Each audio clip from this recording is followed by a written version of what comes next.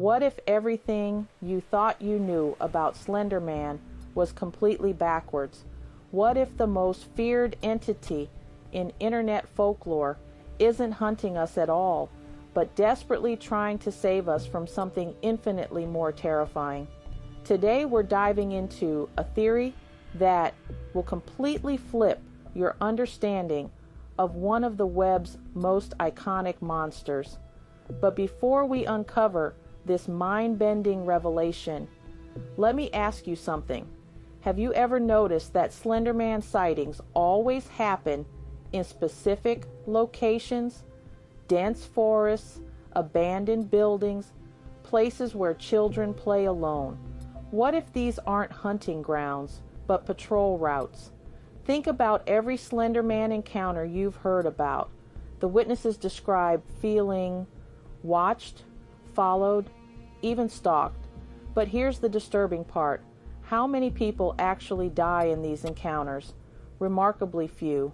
Instead, victims report memory loss, disorientation, and an overwhelming urge to leave the area immediately.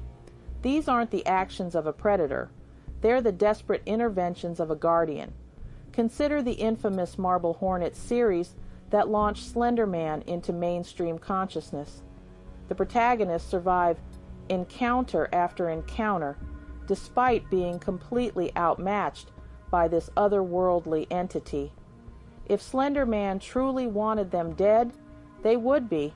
His supernatural abilities make human resistance impossible. Yet, time and again, he seems to be herding them away from something, not toward their doom. The key lies in understanding what Slender Man is actually protecting us from. Ancient folklore speaks of entities that feed on human suffering, creatures that exist in the spaces between dimensions. These parasitic beings can only manifest in areas of high negative energy, exactly the kind of places where children play unsupervised, where teenagers dare each other to explore haunted locations. Slender Man's presence disrupts these feeding grounds. His tall, imposing figure and reality-warping abilities create a psychic barrier that these darker entities cannot penetrate. The memory loss experienced by witnesses isn't trauma from encountering Slender Man. It's his method of protecting them from remembering what they almost encountered instead. This explains his particular focus on children.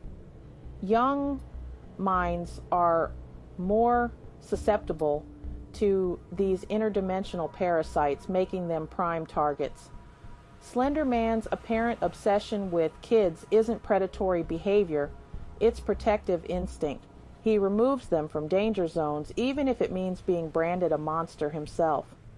The pages scattered throughout his territory aren't trophies or threats, they're warnings. Crude drawings and frantic messages left by those who've glimpsed the true horror lurking beneath reality's surface. Slender Man collects these testimonies, studying patterns to better understand and combat the real threat. Even his physical appearance supports this theory. His faceless visage isn't meant to terrorize. It's a defense mechanism that prevents the true horrors from recognizing him as their opposition. His elongated limbs allow him to traverse multiple dimensional planes simultaneously, intercepting threats before they fully manifest in our reality. The next time you hear a Slender Man story, listen carefully. Notice how the witness survived to tell the tale. Notice how they felt compelled to leave dangerous areas.